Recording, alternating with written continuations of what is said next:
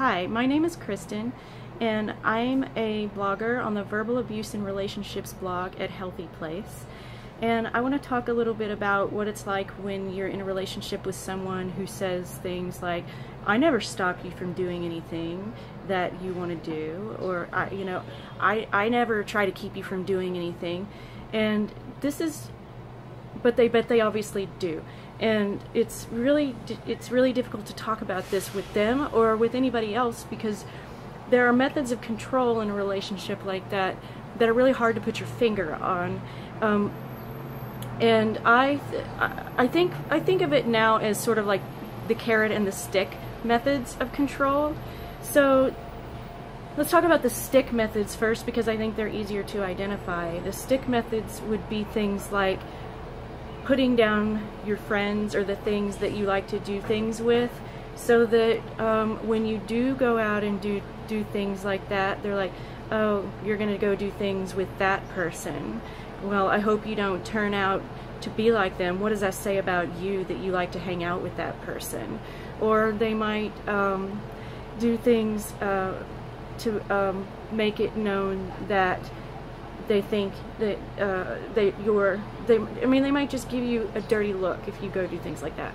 Or they might make it so unpleasant when you actually go that you don't really want to do it. For example, they might text you constantly while you're there, and monitor where you are, and then if you don't text them back, they just cause a big scene when you get home and make an argument, so that it's just really not even enjoyable when you do go.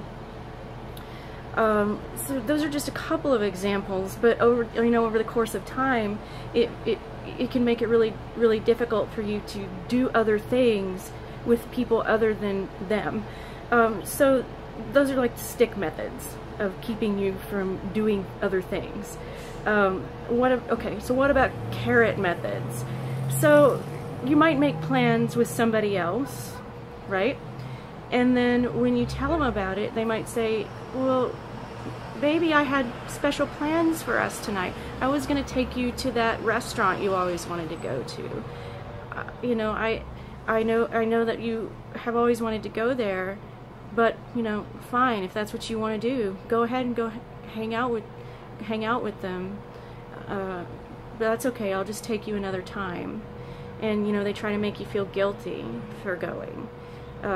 Or you may not have seen them for a few days, and they know that it's your special night. Maybe every Wednesday or something you go, you have a social event you do. Maybe, I don't know what, you go play trivia, or you have a choir or something you go to, and they know that's your night to do it, and they start making that their night to see you. They say, oh, I really want to see you, and then slowly over time you stop going to that thing.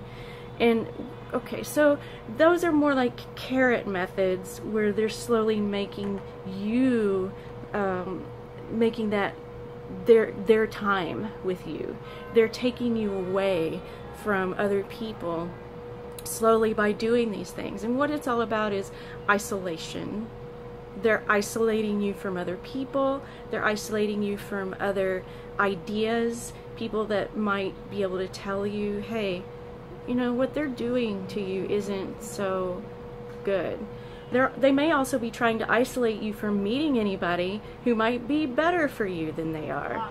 So this is just a couple of thoughts on how it feels to be with somebody who doesn't explicitly come out and say to you, I don't want you to go, and you better not go, or something bad's gonna happen, or who even when you get home, says you shouldn't have gone.